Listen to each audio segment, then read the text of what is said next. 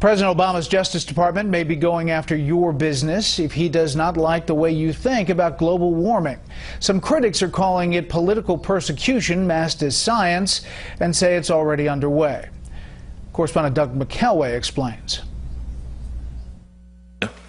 Under President Obama, the Department of Justice has done nothing so far about the climate denial scheme.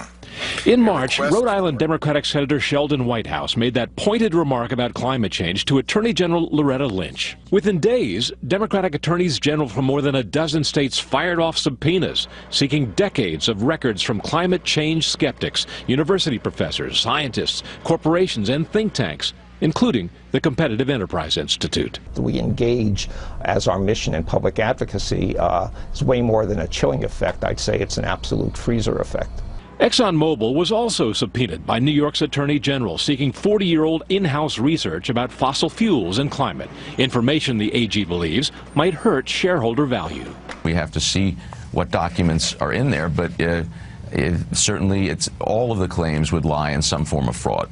An ExxonMobil VP's response to whether it's defrauded the public? The answer is a simple no. On May 25th, 5 Republican senators wrote Lynch demanding DOJ cease, quote, its ongoing use of law enforcement resources to stifle private debate on one of the most controversial public issues of our time, climate change. I sent the letter because the Attorney General of the United States should not be threatening criminal investigation with respect to anyone who chooses simply to exercise their First Amendment rights.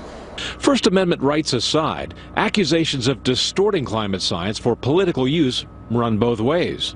Computer models say there should be dramatic warming, and yet the actual satellites taking the measurement don't show any significant warming.